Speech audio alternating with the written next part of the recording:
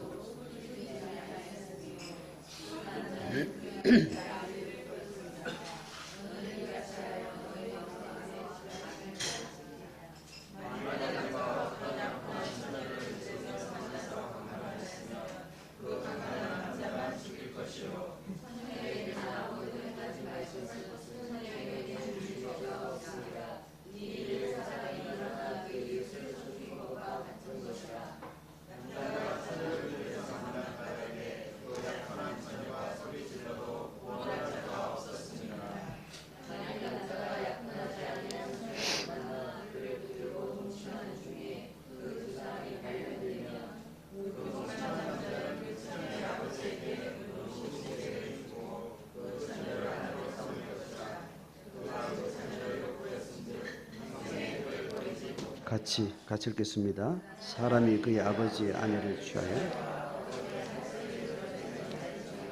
아멘. 여러분 스터디 바이블이니까 지금 22장 12절이 그죠? 12절이 문단 구분이 조금 다르게 되어 있죠. 그죠? 12절이 어디에 속해 있어요? 지난주까지 본문은 10계명, 6계명, 7계명, 지금 10계명의 내용 따라 지금 이게 지금 설명이 되고 있는데, 지난주까지는 몇 계명이라고 그랬죠? 살인하지 말라는 생명 존중 관련된 그 전체적인 어떤 내용입니다. 그러니까 그거하고 지금 오늘 넘어올 때는 바로 7계명으로 넘어오는 겁니다. 그죠? 그 사이에 지금 12절이 껴 있는데, 12절에 지금 여러분 스터디 바이블의 문단 나눔에서는 어디에 속해 있는 거예요?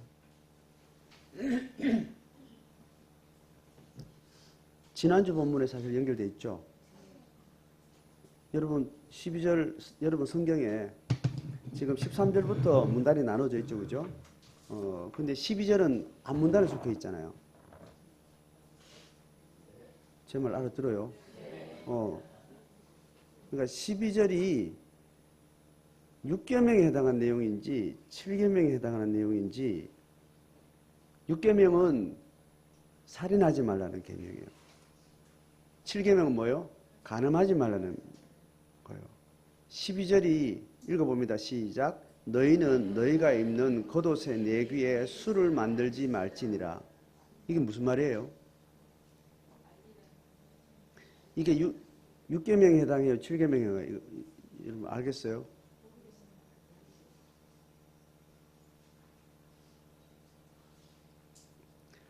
겉옷의 내 귀에 수술 있죠, 수술.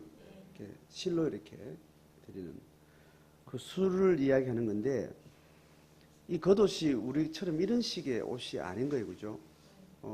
예수님 뭐 이렇게 그림으로 된 거 보면 이렇게 뭐 이상하게 이렇게 막 하여튼 걸쳐가지고 어깨로 올려가지고 뭐 이렇게 돼 있죠. 그게 아마 이렇게 전체를 펴면 사각인가 봐요. 사각인데 끝에 수술을 다는 거예요. 이 말로 봐서는 이 문단 나누기를 히브리 학자들이, 히브리 랍비들이 합의를 해가지고 문단을 나누는데 이 사람들이 제정신이 아니었던 것 같아요. 우리는 잘 모른다 하지만 이 사람들은 겉옷에 내 수술을 단다는 걸 왜 그런지 이 사람들은 훤히 알아야 된다. 근데 우리도 몰라야 된다는 건 아니에요. 우리는 성경에 당연히 있기 때문에 알아야 되는 건 맞는데 이걸 동그라미를 지금 친 거는 우리가 한 게 아니에요. 동그라미 문단은 이 12권 다시 66권 전체를 하기 전에 구약이 먼저 36권을 하나의 성경 전체로 공동체 전체 구약 유대교 공동체가 정리를 했어요. 하고 나서 그 전체 학자들이 절과 문단을 다 나눈 거예요. 이해되죠? 절도 학자들이 그걸 찾기 위해서 다 나눈 거예요. 그래서 절 나눈 것이 문맥에 안 맞을 수도 있고 뭐 그런 게 있는데 문단 나누는 것도 동그라미 여러분 이렇게 적혀 있죠, 그죠? 이거는 그때 구약의 공동체가 한 거예요. 그럼 그 사람들은 더 이걸 잘할 텐데, 이건 제 생각이에요. 그때 이걸 할 때 그 사람들의 어떤 신앙이, 영적 수준이 겉옷에 내 귀에 술을 만들라는 그 의미가 영적으로 무슨 의미고 성경을 어떻게 가르치고 그걸 어떻게 자기들이 실천하고 있는 부분에서 굉장히 둔한 시대이지 않았겠나 그 생각이 드는 겁니다. 자, 이 본문은 이제 성경 안에서 이제 증거되는 건데 민수기 15장을 보셔야 됩니다. 요거는 다시 이 본문 여러분 다시 볼 일이 없기 때문에 민수기 15장을 확인하고 지나가셔야 됩니다. 민수기 15장 38에서 39절.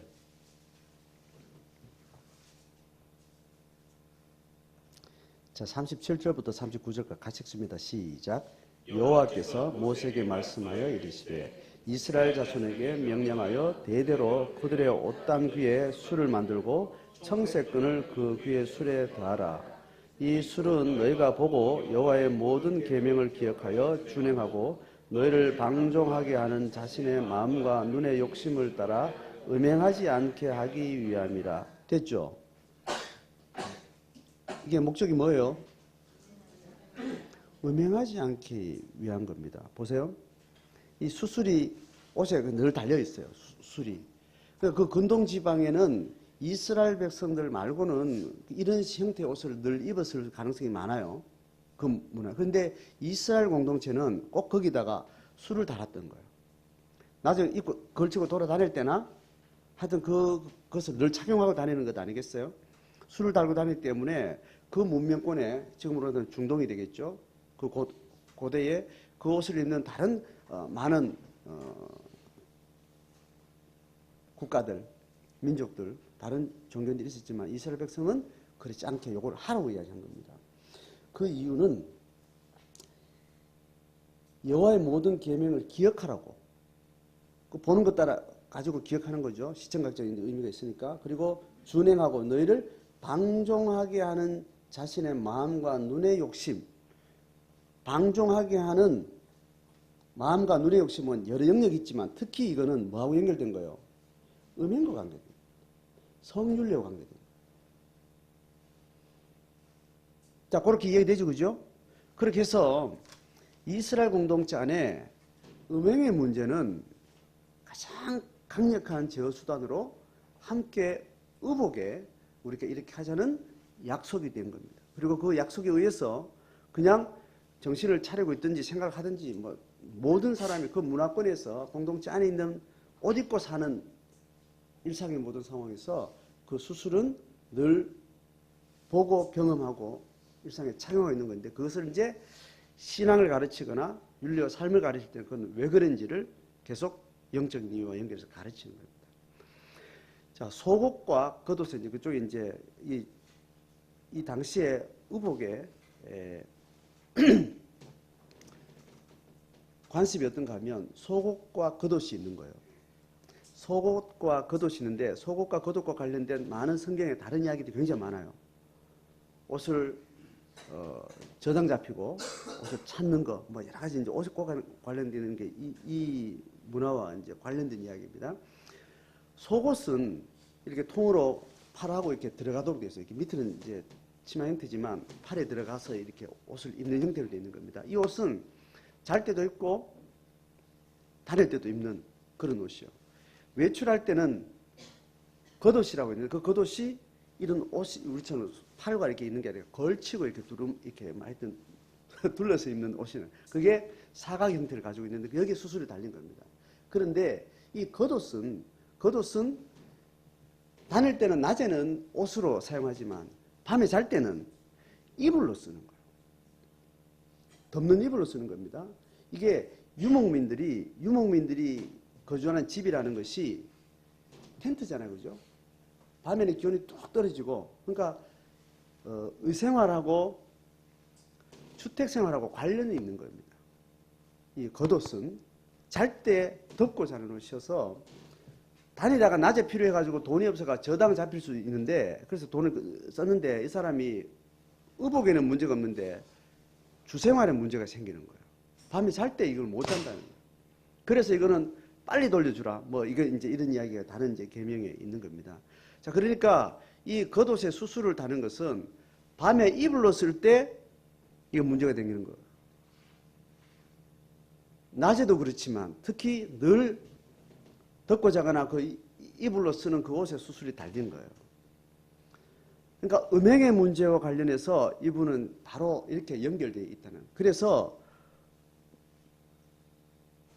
민수기를 읽은 내용 중에 마음의 눈의 욕심을 따라 음행하지 않도록 늘 시청각적으로 볼 수 있도록 그렇게 구조화시켜 놓은 거예요.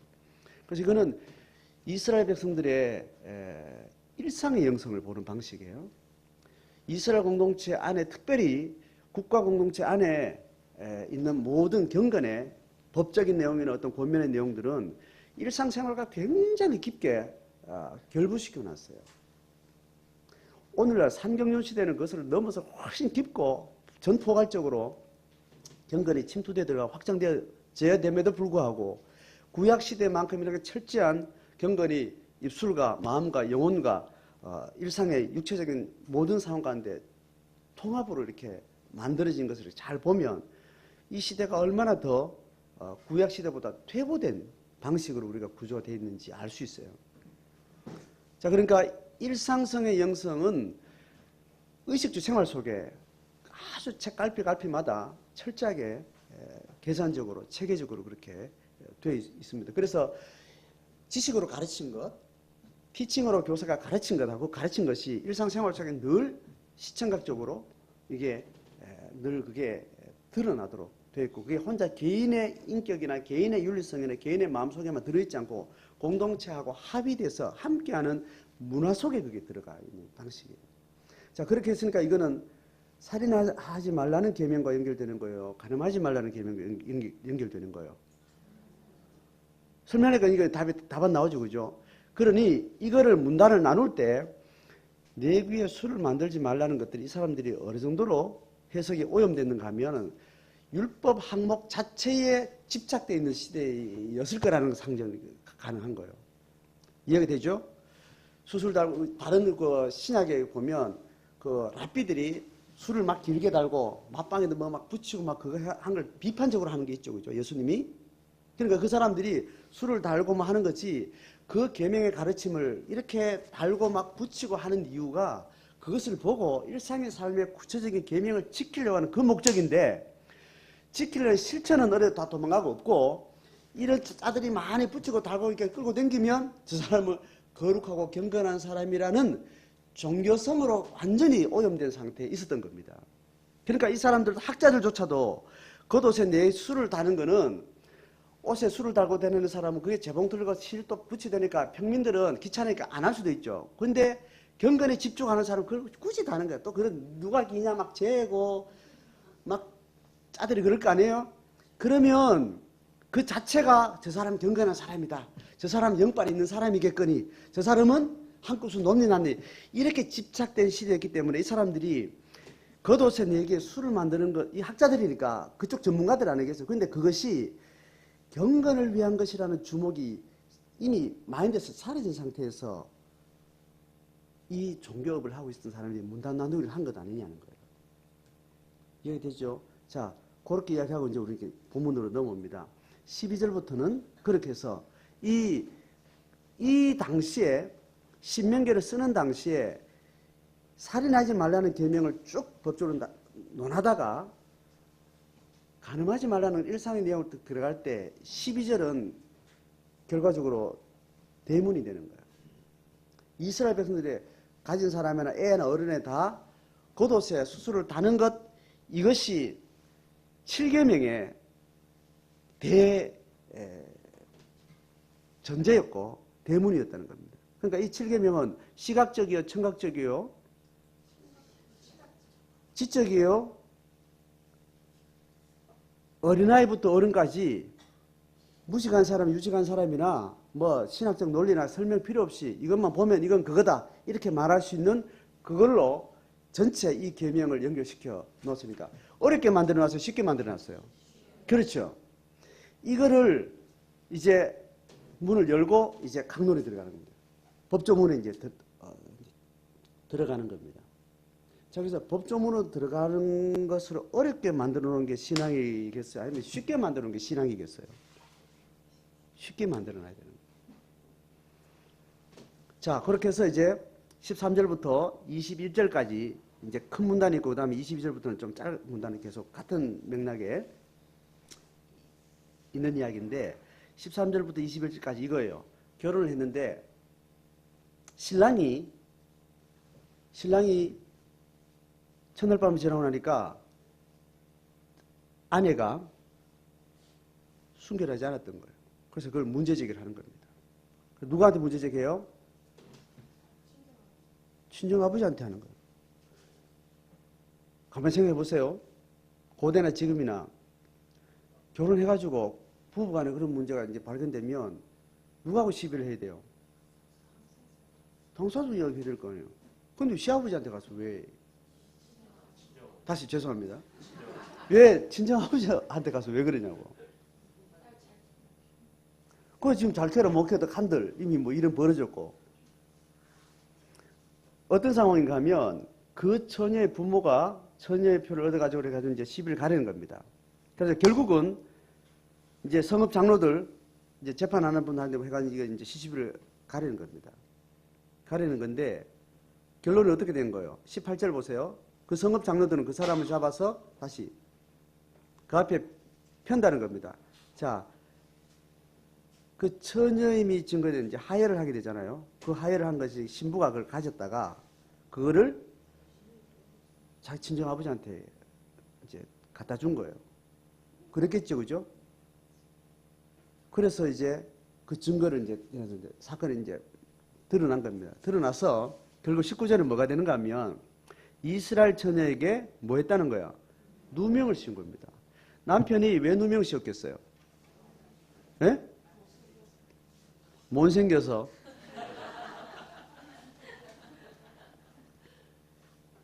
누명 씌운 결과로 이제 어떻게 하는가 밑에 봐요. 하반절 그에게서 은 100세겔을 벌금으로 받아가지고 여자 아버지한테 주고 그 여자는 평생에 버릴 수 없는 아내가 되도록 하라는 그런 겁니다.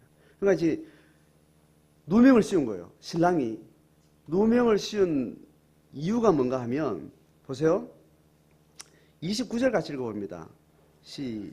우리 전체 본문 중에 29절 28절 9절 시작. 만일 남자가 약혼하지 아니한 처녀를 만나 그를 붙들고 동침하는 중에 그 두 사람이 발견되면 그 동침한 남자는 그 처녀의 아버지에게 은 50세겔을 주고 그 처녀를 아내로 삼을 것이라. 그가 그 처녀를 욕보였은즉 평생에 그를 버리지 못하리라. 자, 29절 제가 힌트를 드린 거예요.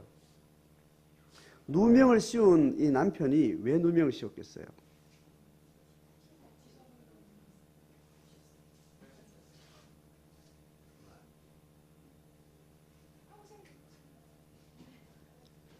위에는 돈이 얼마였어요? 은 100세겔, 밑에는 50세겔. 네. 자, 고정됐습니다. 자, 생각 좀 됐죠, 그죠? 막혔죠? 이제 어떤 거냐면, 신부를 데리고 올 때, 이때 풍습이 신랑 지불금이라는 게 있대요. 그게 얼마겠어요? 50세겔. 50세겔. 그러니까 50세겔이라는 신랑 지불금을 주고 신부를 데리고 와요.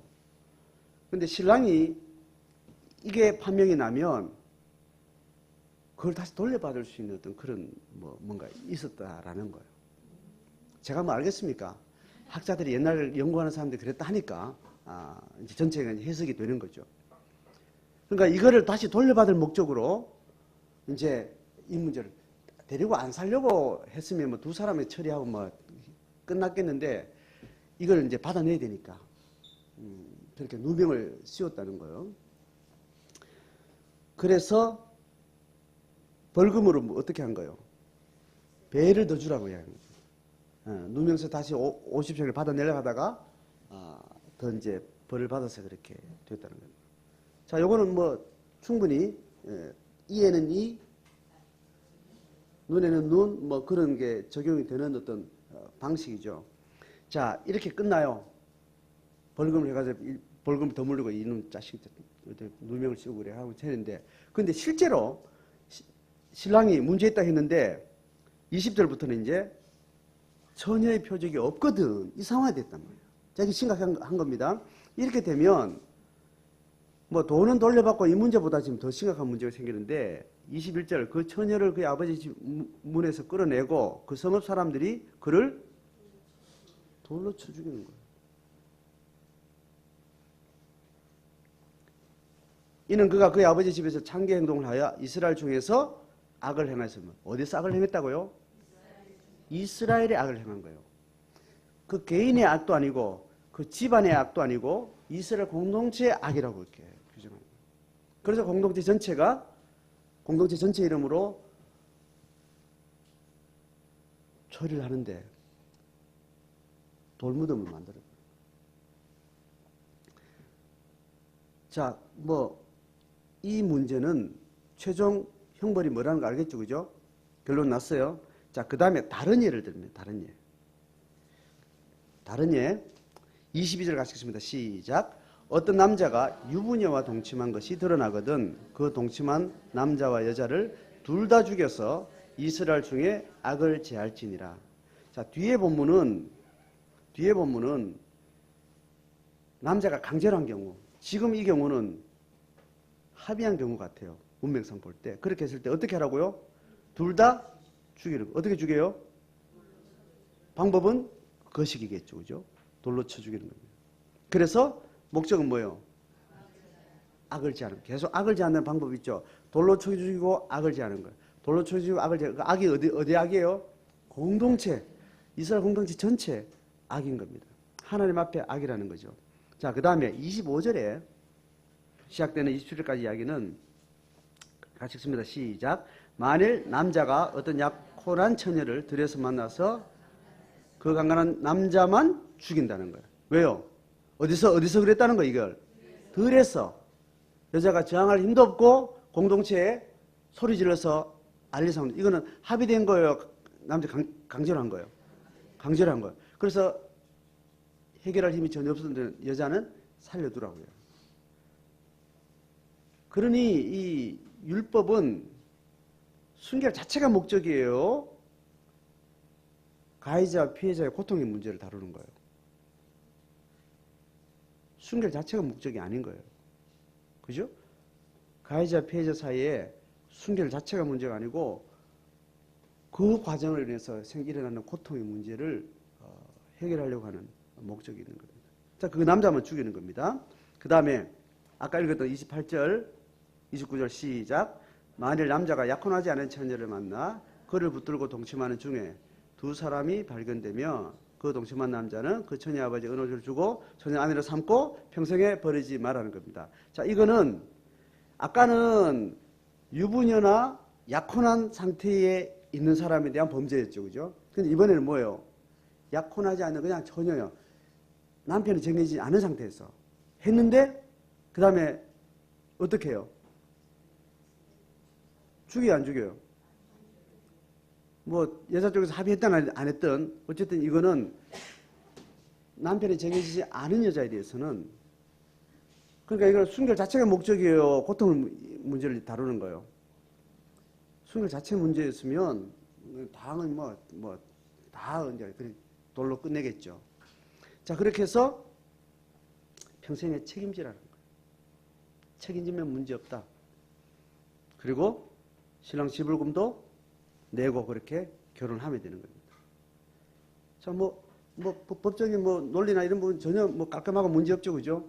자, 여기서 우리에게 불편한 거, 우리하고 다른 거는 뭐냐면 지금 일반적인 기독교 신앙을 전제로 하지 않는 상태에서 성윤리에 대한 것도 거의 비슷해요.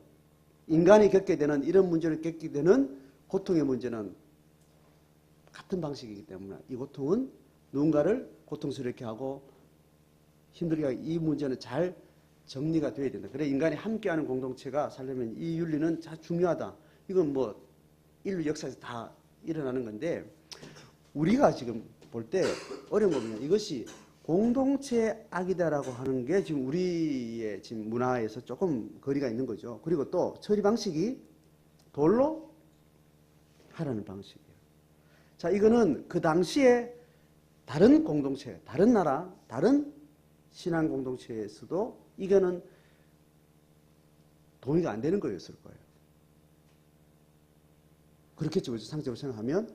그런데 이경륜 시대에 인간의 고통 문제를 해결하려고 하는 하나님의 법정신에 의해서 이런 가능하지 말라는 이 명령과 관련돼서 왜 이런 법을 만들고 이걸 이렇게 판단했을까?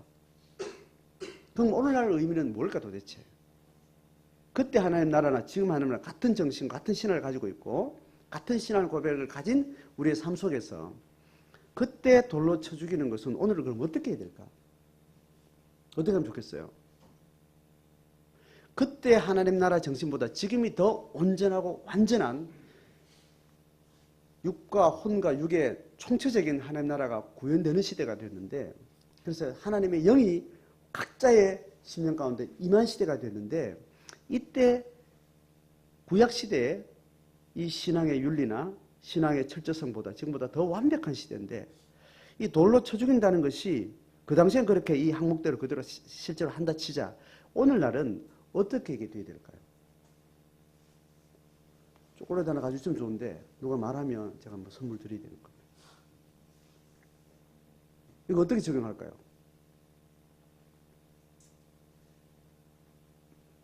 몇 가지 내가 떠오르는 건데 첫 번째는 진짜 주차장에 갖다 놓고 그냥 묻어버린다. 1번. 그냥 두 번째는 성경에서 이 이스라엘 공동체에서 죽인다라는 것은 오늘날 우리 이 공동체에서 퇴출을 이야기하는 거예요. 이해되죠? 1번, 2번. 1번, 2번에 답이 있을까요?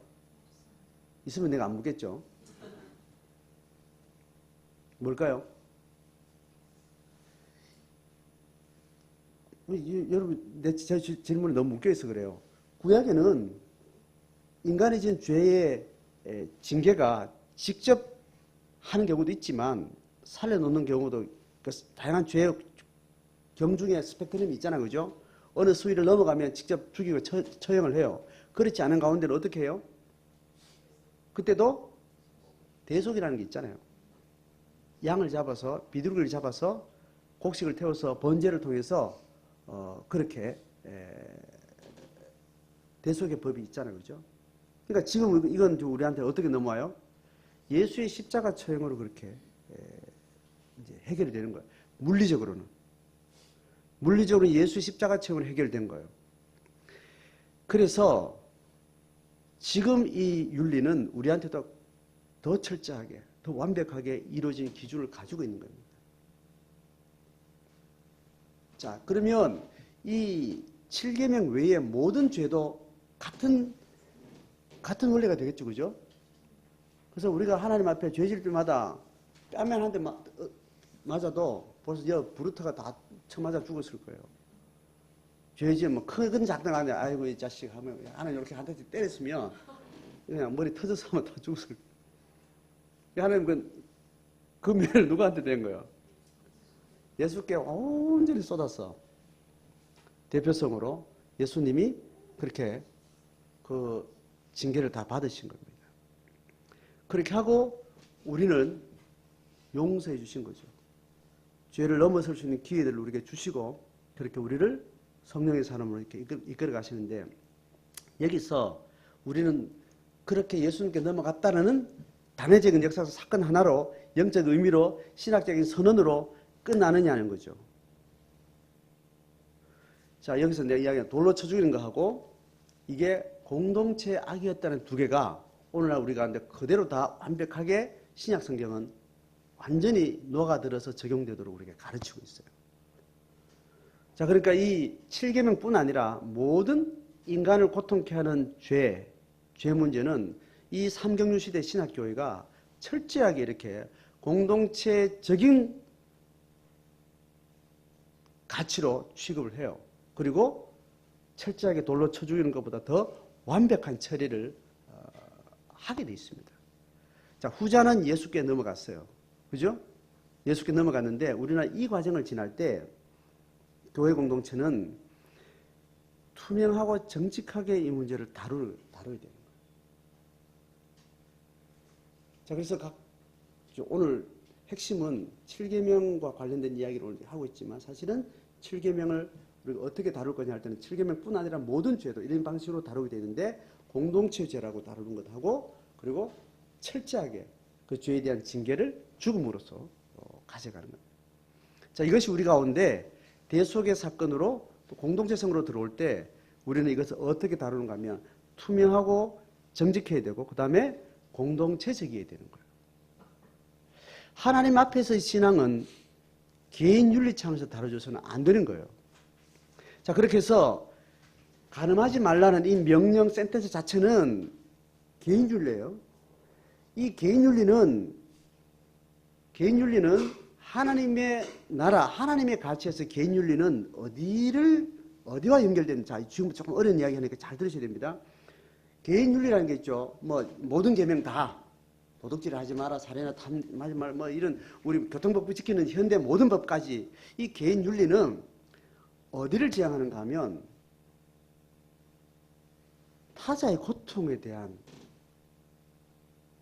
문제예요. 이 개인 윤리가 원래는 타자의 고통의 문제 때문에 다른 사람 때문에 이렇게 와 있어요. 인간이 사회를 이루고 있잖아요. 기독교인이든 아니든지 인간은 사회적 동물이어서 인간의 윤리라는 것은 함께하는 삶이기 때문에 다른 사람들을 배려하고 다른 사람들을 보호하는 어떤 그런 타자의 관계성 속에서 개인 윤리라는 결과물이 나오게 된 거예요. 그래서 개인 윤리의 목적은 뭐가 좋아지는, 누가 좋아지는 거예요? 자기가 좋아지는 거예요? 남이 좋아지는 거예요? 남이 좋아지는 거예요. 이 정신을 잃어버리면 뭐가 되는가 하면 개인 윤리가 누가 좋아지는 게 될 때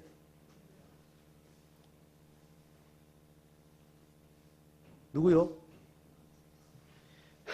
자, 지금 조만간 질문 나왔죠? 원래 개인 윤리라는 것은 인간이 기독교 안에서든지 비기독교의 윤리에서 높든 낮든 인간의 개인 윤리라는 것, 가치는 무엇 때문에 발생되는가 하면 다른 사람에 대한 배려와 함께하는 공동체적인 타자의 문제 때문에 생긴 거예요. 그래서 대부분의 개인 윤리 수준은 다른 사람한테 해코지 하지 마라, 이런 거잖아요. 못 본 체 하지 마라, 이런 거죠. 그런데 이것이 오염될 때, 기독교든 그렇지 않든 개인 윤리가 원래 이렇게 나온 정신인데 이게 개인 윤리를 잘 지켜서 다른 사람이 좋아지는 게 목적이라고 그랬죠. 그런데 그게 오염되면 개인 윤리가 좋아질 때 누가 좋아지는 게 되게 될까요? 예? 자기가 좋아질 때. 이때부터 개인 윤리는 오염이 시작돼요. 그래서 개인 윤리가 점점 올라갈수록 다른 사람이 좋아지지 않고 다른 사람이 더 힘들어지고 자기가 더 좋아하는 식으로 사회가 병이 들어요. 자, 이해됐죠? 그래서 개인윤리는 근원적으로 가자면 개인윤리가 정직하고 투명하고 올바른 걸 물을 때 그 개인윤리가 사회윤리에서 도출된 건지 사회윤리와 분리되지 않고 연결됐는지 사회윤리에 의해서 나온 건지 확인하셔야 돼요. 자, 여기서 이제 요소 더 이야기 들어갈 건데 요소 한번 적용을 합니다. 여러분 나름대로 우리 인간의 본성이 그런 거예요. 내가 뭔가를 남한테 떡을 하나 얻어먹으면 그 떡을 얻어먹고 기분 좋아 안 좋아요? 예? 얻어먹을 때는 기분 좋죠. 기분 좋다가 좀 지나면 또 다음에 또 얻어먹었어. 또 얻어먹으면 또 기분 좋죠. 근데 밤에 자고 그 다음날 다시 만나면 이 기분 좋았던 것이 어떤 애를 낳아요? 부담이 되죠. 내가 먹었으면 갚아야 된다는 부담이 있는 거예요. 그 사람이 내를 먹일 때는 뭔가 내한테 뭐 필요해서 이렇게 줬을 때 나한테 좋았잖아요. 좋아서 그 사람 윤리는 내한테 좋아서 결과물로 좋아졌어요. 그 다음부터 내한테 오는 윤리적 부담이 생기는 거예요. 자, 그 윤리적 부담은 좋은 의미예요, 나쁜 의미예요? 대체로 일상적으로 여러분 생각해보세요. 좋은 의미에서 나와요, 보통 나쁜 의미에서 나와요? 나쁜 의미가 답이에요, 지금은. 왜냐하면 그 다음에 내가 사람을 섬겨야 될 일이 있으면 그 사람이 어려울 때 섬기는 마음이 생겨서 그 사람 필요를 채우면 되잖아요. 그때 돕는 섬김은 누굴 위한 거예요? 그 사람이 필요해서 한 거예요. 맞죠? 근데 그런 상황에서 내가 두 번 먹었기 때문에 오는 윤리적 부담은 뭐예요? 내한테. 먹으면서 약간 자존심 상했어. 또 먹고 저 인간은 먹기만 하나 이런 말이 탈 것 같은 느낌이 그냥 들어서 바다만 처먹는 그런 사람이 안 되고 싶은 자기 윤리적 수준에 대한 욕구가 생기는 거예요. 그래서 반드시 다음에는 돈을 챙겨가서 사주고 마는 거야. 그게 잘 안 될 때는 어떻게 해요? 화도 내고 짜증내고 자존심 상하기까지 하는 거예요. 자, 이해가 되죠? 그죠? 우리의 윤리가, 자, 일반적에서 이야기입니다. 자, 일반적으로 기독교 신앙 정신이기도 하고, 불신자 안에서 일어난 일반 영역 안에서 이 부분은 개인 윤리는 타자를 위한 것이어야 됩니다. 그렇지 않을 때는 그 윤리는 오염된 거예요. 그 윤리는 나중에 뭘 만들까요? 반드시 윤리가 강화될수록 그 윤리는 반드시 누구를 때려잡아요. 자기를 죽이든지 누구를 때려. 그래서 전에 사람이 도움받은 것을 이야기하면 감사합니다 마음을 안 가죠. 뭐 그 다음날 나도 밥 사줬잖아. 받은 대로 줬는데 뭐 감사하는 마음이 없었어요. 또 그래가 두 번 얻어먹고 내가 했다 하고 세 번을 사줬는데 또 이 사람 뭐 생각해요? 저 인간이 다시 안 갚아주나 또 이렇게 생각되는 이상한 사생아가 나오기 시작하는 겁니다. 이게 기독교 안이나 밖이나 똑같은 원리죠. 그죠? 개인 윤리는 적어도 그렇게 돼야 됩니다. 이거는 예수 믿는 사람만 아는 방식이요. 불신자도 아는 방식이에요. 이걸 예수 믿는 사람이 안 하면은 누구한테 걸려요? 불신자한테 걸리는 거예요. 저 인간들은 한 차원 높은 걸음을 걷는다고 하면서 그 수준도 못 걸어가네 하는 게 저 사람들 속에 보여져요. 그러니까 이건 우리 기본적으로는 극복해야 되겠죠. 그죠? 요까지는 일반 은총 영역 안에서도 우리가 가져야 될 수입니다. 자, 여기서 하나님은 이제 영적 존재로 한 걸음 더 나가기를 원하는 겁니다. 보세요. 이것이 사회법과 연결되어 있고 연결되어 있으면서 왜 이걸 죽이느냐, 왜 쳐 죽이느냐 하는 거예요.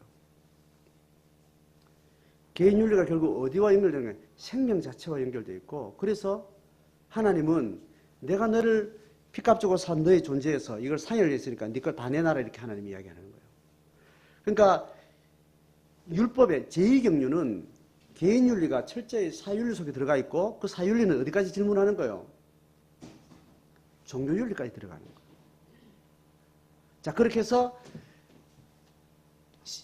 아까 이야기한 그 사회법과 연결되면서 종교법과 연결되면 이제 이 종교법은 이제 다른 사람은 내 관계했지만 또 누구 관계 생기냐면 하나님의 존재, 삼각 관계 안에 들어가는 거예요.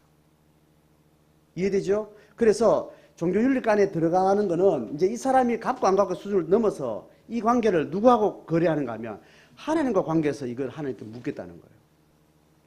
그래서 내가 누굴 섬겼는데 막 섬겼는데 인간이 받아먹고도 고맙단 말도 안 하고 또 내가 도움 필요할 때 뭐 하면 언제 받아먹는데 생각도 안 하고 막 쌩까고 막 그렇게 하면 내가 속이 불불 오르고 저거 그냥 막 가서 유리창 깨보고 싶고 막 그런 마음이 들잖아요. 내가 이번에 이사할 때 그 주인이 한 장에 50만 원 깨서 유리 깨서 한 장 깨진 거는 우리가 갈겠다고 맘먹었는데 그 스티커 그 뭐야 썬팅을 띄다 보니까 또 하나 깨졌어요.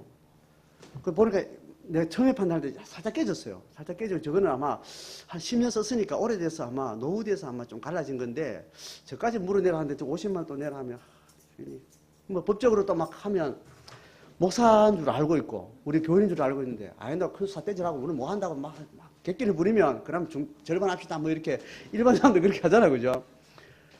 50만 원 어떡하지 내가 싸우나 이광희 사람한테 대신 싸우라 그러나 전략을 짤까 막 하다가 그렇게 싸워서 끝까지 그 사람 하라는데 물러서면 내한테 화가 찰 것 같아요. 그럼 생각이 뭐냐 하면 나중에 그 밤에 지나가는 돌판 부서지게 한번 깨버려야지. 내 정서가 그렇게 가는 거예요. 사람의 마음이 그런 거예요. 억지로 당해서 막 내가 당했다 싶으면 내가 하지도 않은 건데 법적으로 해서 엄청 세다 싶으면 나중에 가서 그냥 돌로 깨가지고 더 그냥 손해를 끼치고 싶은 그런 마음이 막 들더라고요. 그 사람이 막 주인이 막 앙탈 부려가지고 우리를 막 그 세입자들한테 막 뜯어내는 경우 저번 교회에 있었는데 그때 속이 굉장히 상했거든요. 그때도 그 제가 문을 부숴버리고 싶더라고. 그 주인 아줌마한테. 근데 제가 이제 위임 받기 전에 이거 이사를 다 내가 주관했거든요. 야비하게 목사님 이거 하니까 좀 수리비로 한 30만 원 좀 넣어주세요. 이렇게 안 하고 요거 깔짝깔짝 법적으로 이런데 막 하여튼 기어코 30만 원 울고 내려고 막 그렇게 하는 그 아줌마의 진짜 그 대한민국 아줌마의 거시기 한 거. 막 얄밉고 야비하고 막 30만 원 큰 돈은 아니잖아요. 근데 딴 데는 그냥 50만 원 줘도 그 사람은 죽어도 내가 싫은 거예요. 그러니까 다음 업자한테 그냥 50만 원 주고 가서 이 사람은 안 주고 싶은 거예요. 그 상처가 있어가지고 이번에도 그 사람을 만나고 막 이 시비를 가는데 마음이 막 이렇게 그때 이렇게 상처가 이렇게 이렇게 오더라고요. 그래서 내가 이제 막 시뮬레이션 하면서 50만 원 더 들은 거 어떻게 할까? 그냥 고맙다 하고 그냥 50만 원 고쳐주면 좋겠다. 그래서 저는 그냥 집사님하고 다 합시다. 그래서 이제 130만 원 이제 창 깨진 것만 이렇게 드린 거예요. 근데 길게 이야기하는 이유는 사람 마음이 그렇게 연동되어 있는데 오늘 하나님이 우리에게 묻는 거는 타자와의 관계에서 이 문제 있을 때 손해보고 이 문제 그게 하면 계속해서 이게 반복되게 이게 값을 따지게 되는 거예요. 하나님 우리에게 뭘 묻는가 하면 자, 걔가 거래하고 걔가 네가 손해볼 일 있으면 손해본 문제는 그 사람하고 가면 계속 열받으니까 또 돌 던지게 되니까 그렇게 하지 말고 손해본 일은 내하고 얘기하자고 하는 거예요. 내하고 거래해서 네가 손해를 받느냐 하면 그렇게 다시 판단을 하라는 겁니다. 근데 답은 뭐예요? 하나님 거래하면 100만 원, 500, 1000만 원이라도 손해예요, 손해 아니에요? 손해 아닌 걸로 답이 딱 나와버리는 거예요. 기독교 윤리는 타자의 관계에서 네가 그걸 하고 있는지를 물어서 정당해야 되고 하나님은 거기에 머물지 않고 그렇게 타자의 관계에서도 공평한 법이 이루어지지 않아요. 우리는 대부분 당하게 돼 있어요. 또 같이 해놓고도 상대방은 자기가 손해봤다고 이야기하는 거야. 그 가운데 우리가 공정성을 유지하려면 하나님이 우리하고 이야기하는 거예요. 종교법까지 간다는 말은 뭐냐 하면 윤리적인 문제에 있어서 누가 가해자냐 피해자냐 이런 문제에 있어서 우리가 공정하려고 하고 정의롭게 가려고 하는데 그 정의로움이 인간의 자기 중심성에 의해서 절대로 합의가 안 되는 지점이 있는데 합의가 안 된 지점을 우리는 어떻게 유지하는가 하면 자기를 다 들여서 그 사람의 필요를 마음껏 채워주라. 둘 문제가 아니고 지금 나는 너를 통해서 그 사람이 영혼을 얻으려고 하는 거기 때문에 두 사람의 경중의 윤리 문제가 아니라고 하는 이야기하는 겁니다. 자, 그러니까 이해되죠? 예수 믿는 사람의 윤리 문제는 너하고 나의 관계 문제가 아닌 거예요. 적어도 너와의 이 관계 문제에서도 일반 사람의 상수 수준의 수평을 유지해야 되지만 하나님은 그게 문제가 아니라는 겁니다. 그 사람이 요구하는데도 끝없이 네가 피를 다 빨려주고 다 주고 다 주라. 그 값은 내가 치러줄 테니까 내가 너를 통해서 그 영혼을 내가 얻으려고 한다. 너를 통해서 하나님이 살아계시다는 것을 걔가 아는 게 목적이다. 이 목적인 거예요. 그 윤리는 구약 시대만이에요. 지금 오늘날도 우리에게요. 오늘날 우리에게요. 자, 그래서 우리의 개인 윤리 수준을 여러분 국민교육 현장 수준에서 여러분 가지고 있으면 이거는 예수 믿는 사람이 아닌 거예요. 그죠? 이 사회, 종교법, 사회법 그 수준에서 개인 윤리 수준을 자꾸 가지고 있으면 하나님 앞에 여러분 크리스찬이 아닌 거예요. 상식선에서 주고받을 때는 정당한 윤리 하지만 그 사람이 더 달라고 할 때는 하나님 그때 종교법까지 끌어와서 그것을 판단해야 그것이 예수 믿는 사람이 세상과 관계하는 방식이라는 거예요.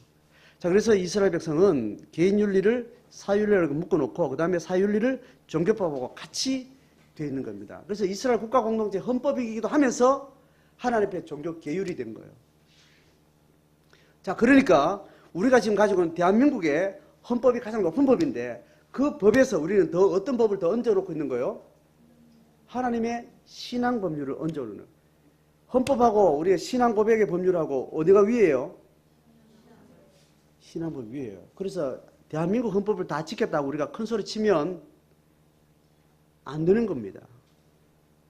다 지켜가지고 다른 사람이 문제가 없으면 잘했어요. 그런데 다 지켰는데도 불구하고 니 더 내놔라고 이야기 시비를 걸미시하면 우리는 어디로 옮겨가야 돼요? 종교법으로 들어가야 돼요. 합의가 안 되는데요. 헌법이나 교통 일반법으로 합의가 안 되고 저 사람이 더 물고 들어오면 우리는 여기서 싸워서는 안 된다는 거예요. 하나님의 종교법으로 들어가야 된다. 그래서 이 판정의 하나님 앞에 서는 것이 우리가 준비될 모습이에요. 자, 이것을 이루는데 우리 공동체가 함께 이 문제를 다뤄내야 되는 거예요. 그래서 투명하고 공정해야 돼요. 자, 우리 적어도 아까 성윤리와 관계에서 투명해야 돼요. 자, 오늘 우리가 같은 대한민국의 그냥 일반 윤리 수준에서 이런 문제에 있어서 남편과 아내 사이에 혼전의 어떤 순결 문제로 인해서 그게 육체적 문제 아니라 마음의 문제까지 이건 투명해야 되는 거예요. 맞죠? 일반 사람들도 투명해야 상당 심리적으로 투명해야 된다고 가르쳐요. 그래서 이 문제를 숨겨 감추고 이렇게 덮고 하다 보면 거짓말에 또 거짓말을 만들고 복잡해서 이게 점점 정직한 사랑으로 못 나가는 겁니다. 일반 사회에서도 이 문제 생기면 상당 심리에서 투명하고 정직하게 서로 용서를 구하고 용서를 할 수 있는 마음이 될 때까지 기다리고 수녀 기간을 두고 마음을 편안케 하는 시간을 둬서 사람의 심리적 작용들을 충분히 배려해서 평화 문제를 만들어가요. 자, 그러니 공동체는 그러해야 됩니다. 더더욱 하나님 앞에서는 투명해. 투명해서 본인이 상대방이 못 받아들이면 그걸 내가 감당하면 돼요. 그래서 그것이 상대방이 못 받아들일 게 무서워서 투명 안 하게 내가 숨기고 이렇게 시작하는 순간 거짓된 공장이 작동이 되는 거예요. 그리고 마지막에 개똥 타듯이 큰일을 치르게 되는 거죠. 신앙적으로. 그래서 투명하고 정직하기가 이건 이 성률뿐만 아니라 모든 것이 그래요. 그렇게 하되 그 다음에 또 뭐가 되나 이게 공적으로 다뤄져요. 자, 적어도 우리 삼경유 시대 우리 교회 공동체에서 우리가 신앙률을 해결해 나갈 때 투명하고 정직할 수 있어요, 없어요? 당사자 간에. 네? 투명하고 정직하게 할 수 있어요, 없어요? 있을 수 있죠. 당사자 간에 성도들끼리도 그렇지만 성도 대 불신자끼리도 그렇게 정직할 수 있죠. 그런데 성경은 이거를 적어도 신앙 공동체 안에 공동체 투명하게 올려내라는 거예요. 이거 우리가 경험한 바요, 안 경험한 거? 경험 안 한 거예요. 경험하기도 하고 안 했어요. 어디서 경험했어요? 셀 공동체에서. 내가 이제 교통 딱지 받아가지고 이래 돼가지고 내가 배가 아팠다. 근데 그 다음 날은 배 아픈 게 내가 잘못됐더라. 하나님 앞에 회개했다. 뭐 이런 이야기를 그냥 딱지 떼고 뭐 벌금 내면 끝장나는데 이제 셀에 와가지고 내가 이렇게 했다. 이런 이야기를 고백을 하잖아요. 공론화 돼요, 안 돼요? 공론화 돼요. 자, 이런 수준은 공론화 되죠. 그런데 적어도 상식 수준에서 우리가 용납이 잘 안 되는 수위의 윤리 문제가 됐을 때는 공론화가 잘 돼요, 안 돼요? 안 돼요. 여기에 누가 틈을 타요? 사단 그 새끼가 틈을 타는 거예요. 개인 윤리가 개인 영역 속에 들어갔을 때 사단이 가장 강력하게 움직여요. 인간이 가지고 있는 죄성은 어디에 가장 깊이 들어가냐면 개인화된 것 속에 모든 죄가 틈을 타게 되어 있습니다. 그래서 하나님이 성도를 홀로 살지 않도록 한 거는 함께 하라는 건 그냥 떼거리를 모으라는 게 아니에요. 개인성에 내재된 그게 행위뿐 아니라 마음 심리까지, 정서까지, 속사람까지 이게 공론화되고 공개화되었을 때 우리의 경건의 윤리가 통합이 되는 겁니다. 이게 숨겨지기 시작할 때 우리의 몸의 윤리와 마음의 윤리가 이미 괴리가 생기는 거예요. 몸 윤리와 마음 윤리가 괴리가 생기면서 그건 시간이 가면 곧 마음 윤리는 행동 윤리로 결과가 나타나게 돼 있어요. 맞죠? 오늘 우리 교회 경험에서 삼경륜 시대에 구체적으로 더 깊고 철저한 우리의 신앙의 삶을 살려면 개인 윤리를 공동체 윤리로 드러내놔야 됩니다. 자, 우리가 한 교회가 더 교회답게 더 영적으로 더 철저하게 공동체 비전에 한 걸음 더 나가자는 말은 교회가 뭐 많은 사업을 하자는 게 아니고 하나님 부르신 각 제자도와 하나님 나라의 삶을 사는 교회 공동체가 개인 영역에서 더 철저한 경건의 삶을 통합해서 힘있게 나가게 하기 위한 겁니다. 그래서 공동체 드러낸다는 것은 내 안에 마음과 몸이 괴리되지 않게 하는 겁니다. 음욕을 품은 자는 이미 뭐 하라고요? 간음했다는 겁니다. 하나님 보기에 음욕을 혼자 가지고 있으면 반드시 쌓았다가 개돈 타는 날 간음의 사건을 만든다는 거예요. 그래서 음욕의 마음이 왔을 때 이미 행하든 안 하든 이미 니는 저질렀기 때문에 네가 공동체 고백해라. 그렇게 하면 마음이 몸으로 가는까지는 차단할 수 있다는 거예요. 자, 이해가 되죠? 그래서 내 마음에부터 죄의 작용이 생길 때 누구한테 미운 마음이 생기고 상처받아 속상한 마음이 있으면 그걸 혼자 가지고 있으면 반드시 저는 다음 주중에 돌 하나 들고 옛날 교회를 찾아가는 거예요.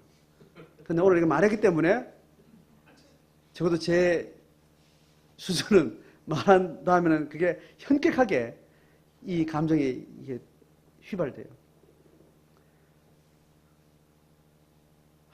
진짜 저 인간하고 못 살겠다는 마음 막 생기면 꼭 누르고 있잖아요. 그러면 눌러들어 어느 날 사건을 만들어요. 서류 들고 나선다니까요. 그런데 말이라도 빨리 이렇게 아유 그런 마음들 이렇게 휘발시키는 그걸 엄청나게 듣지 마시라고. 저 속에 있는 싸움을 하느라고 속에 자꾸 이렇게 나온 거니까 듣고 저 말 안 하면 어느 날 일을 만든다니까. 그렇게 흘려내야 되는 거예요. 문제는 흘려낼 때 그 흘려내는 걸 가지고 그 사람의 윤리 수준으로 단정 짓는 것이 문제인 겁니다. 자, 이것이 되려면 저 사람의 마음 윤리가 이미 깨진 것이 이미 누구 거예요? 나오는 순간 누구 거예요? 내 거라고 하죠. 하나님 우리가 그걸 명한 겁니다. 이 사람의 행동 윤리조차도 그건 누구 거예요? 드러나는 순간 그 죄는 누구 거예요? 내게 되는 겁니다. 그래서 한 개인의 윤리를 가지고 아까 저급한 윤리가 뭐라 그랬어요? 자기 윤리적 특성이 쌓이면 그게 그 사람의 고귀함으로 거짓된 옷을 입는 거예요. 우리는 이렇게 오염된 것 때문에 있는 거예요. 그 사람 윤리 수준이 제가 목사로서 윤리 수준이 굉장히 고가고 건축도 잘하고 막 하여튼 뭐 실천력이 대단하고 말도 조심하고 실수 안 하고 뭐 이렇게 올라갈수록 다른 사람이 좋아지는 게 아니고 이 사람이 막 올라가는. 이게 문제가 생기면 내 자존감이 무너지는 거예요. 이게 오염된 방식이에요. 자, 여기에서 우리가 문제가 생겨요. 내가 이런 문제 하면 사람들 나를 얼마나 치사하게 볼까? 얼마나 쪼잔하게 볼까? 여기서부터 오염된 겁니다. 그냥 다 드러내도 괜찮은, 드러내지 않아도 별 볼 일 없는 인간한테 이미 천하에 공개되고 공동체 안에 이미 하나님 만난 사람들은 다 뭐 새로울 것도 없고 뭐 들 것도 없는 거예요. 그런 존재를 이미 서로 공유가 되는 상태이기 때문에 어느 날 한순간 지나가다가 빨간색 페인트 묻으면 빨간색 묻게 되는 게 우리 인간이니까 네가 빨간 길로 갔으니까 네가 빨간 길로 네 파란 뭐 어떤 범죄든지 누구나 그 길 지나가면 묻게 돼 있으니까 네 죄도 아니고 내 죄도 아니고 함께하는 죄다라는 거예요. 이게 합의가 된 상태여야 우리가 마음으로 붙는 죄가 공론화되어지고 그 공론화된 것이 개인의 삶으로 더 이상 가지 않도록 우리가 처리가 될 수도. 바로 예수 그리스도께 철이가 넘어가고 그 경건이 마음으로부터 새로워지는 일들이 생기는 겁니다.